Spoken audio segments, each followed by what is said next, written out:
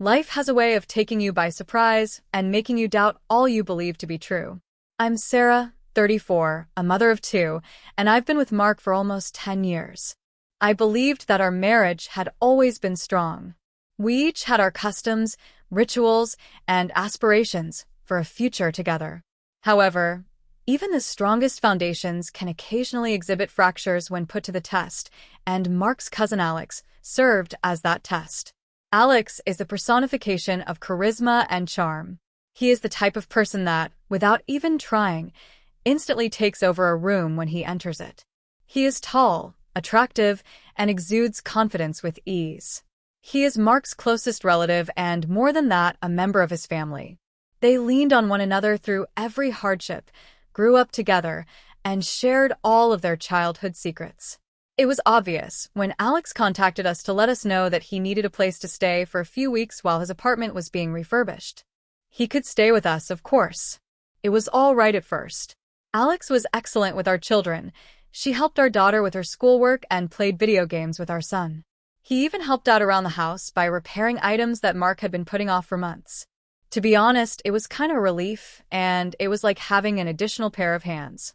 Having Alex nearby helped Mark deal with the increased demands on his time from his career. However, as the days stretched into weeks, I began to notice small details, moments that were strange. There was nothing obvious, nothing that would make you say, "This is a problem." Just little things. The way Alex always seemed to find a reason to be close to me, whether it was to assist with dinner or to join me for coffee in the morning after Mark had left for work, or the way his gaze lingered a bit too long when I entered a room. Alex and I were sitting on the back patio one evening after the kids had gone to bed. It was one of those warm nights when everything seems to move a little more slowly and the air feels heavy. We were sipping wine and discussing life. It was cheerful and informal, nothing too serious. However, the atmosphere changed as the night wore on. It seemed as though some unseen thread was drawing us closer together, creating a charged atmosphere between us. I was pulled to him in a manner that made my heart race, but I couldn't quite put my finger on it. "You know, Sarah," Alex remarked in a nice, quiet voice, "you are very remarkable. I've always respected the way you manage everything, including the kids, work, and keeping this home operating well. Mark is fortunate to have you." I shrugged and sipped my wine, laughing it off. "Thank you, Alex. It's not a huge deal, though. Merely carrying out my obligations." "No, really," he demanded, fixing his gaze on mine. "You're incredible. You are unlike anyone I have ever met." I felt vulnerable because of something in his eyes, something real and intense.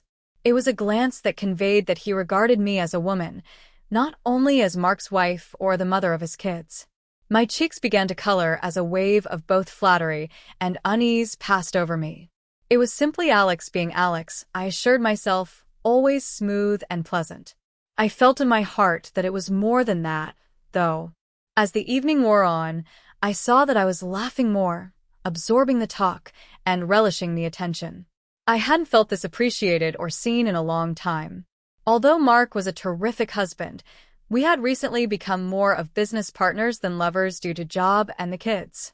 We hardly had time to converse, much less establish a deeper connection. Alex was there to fill that gap, without my knowledge.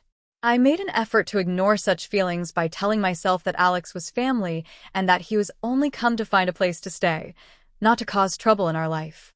However, I couldn't help but feel that draw, that irresistible temptation, every time I glanced at him. One afternoon when Mark was at work and the children were at school was the turning moment. Alex entered the room as I was cleaning up from lunch in the kitchen. He appeared to have just returned from a run. His hair was wet with perspiration, and his shirt was tight about his chest. He gave me a quick smile, the same carefree grin that seemed to brighten the entire space. He took a water bottle from the refrigerator and said, "Hey, you. Would you mind if I temporarily crashed here? There is really too much heat outside." I tried to sound informal as I wiped off the counter and said, "Of course, go ahead." However, I could feel the tension in the air growing, and my heart was racing. Alex watched me while leaning on the counter. "You haven't said much today. Is everything all right?" I forced a smile as I nodded. Yes, simply exhausted, I suppose. It has been a demanding week. His gaze never left mine as he took a step closer. Sarah, you do a lot. More than anyone knows. I occasionally question whether you ever get a break. I tried to minimize it by shrugging. I mean, it's just life. Everybody has their belongings. Even so, he remarked, his tone becoming softer. You're worthy of more than the daily grind. You are deserving of happiness. I felt a chill go down my spine because of the way he spoke and the weight of his remarks. His contact lingered longer than it should have, and before I could reply, he reached out and softly moved a lock of hair away from my face. My head whirling, I took a step back as my breath caught. We can't, Alex. I began, but as he drew nearer and cupped my cheek, my voice faltered. He pressed his forehead to mine and said, I know, but I'm powerless to stop it. I see everything I've ever desired but been unable to have when I look at you. I ought to have told him to stop and shoved him away. Instead, I felt my heart thumping in my chest as I leaned into his contact. It was as though all logical ideas vanished, leaving only our unadulterated, unquestionable passion for one another. Before I knew it, his lips were on mine, pressing urgently and scorchingly, like if he had been waiting for this moment all his life. I stared at him, my head whirling, as we pulled apart, both of us out of breath. Alex, what are we doing? This is incorrect. I understand, he responded in a strained tone. But I can't act like I'm not feeling this. I took a step back as reality hit me hard. We must come to an end. This is not possible. With a hand through his hair, Alex nodded. You're correct. I apologize, Sarah. I did not intend to place you in this predicament. I shook my voice and said, it's not just you. I experienced that as well. But we can't treat Mark like this. The tension between us remained evident for the following few days. Alex stayed away from me alone, and I tried my hardest to concentrate on my family and forget the kiss that had completely rocked me. However, every time I saw him and our eyes locked, it was like a reminder of the boundary we had crossed and the near miss we had made. The change was unnoticed by Mark. He arrived home fatigued and late because he was too preoccupied with his job. I couldn't bring myself to tell him, to confess everything, to make things right. I was afraid of what it would signify for our family and marriage. In the hopes that it would eventually vanish, I kept the secret. However, secrets have a tendency of rotting and expanding in the shadows until they are uncontrollable. And as the days stretched into weeks, I noticed that I was falling into a pattern of guilt and avoidance, acting as though nothing was wrong when I knew deep down that it wasn't. I once discovered Alex sitting on the back porch, gazing into the darkness, after Mark had gone to bed. After a brief moment of hesitation, I joined him, our silence laden with unsaid words. I broke the silence by saying, we need to talk. Alex's face was reserved as he looked at me. I understand. I've given it a lot of thought. With my voice shaking, I admitted, I don't know how to make this right. I can't let a mistake cost me my family. He looked at the ground and nodded. I never intended to start a fight. Sarah, you are important to me, but so is Mark. He is a relative of mine. I would never wish to harm him. I understand, I muttered. And for that reason, we must halt.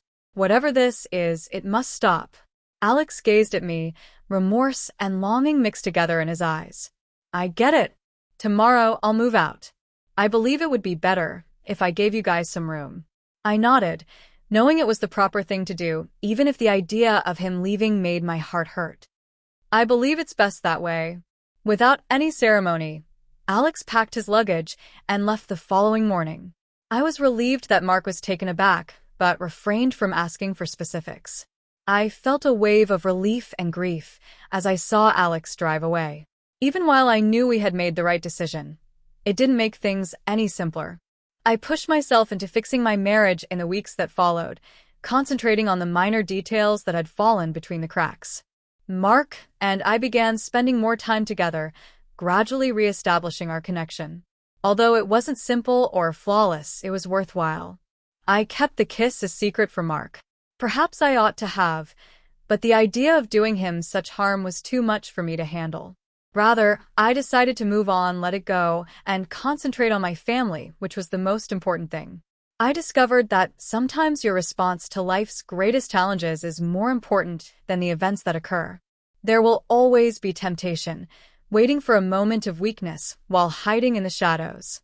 However, it is up to us to choose our course, to keep in mind what is really important, and to fight for it.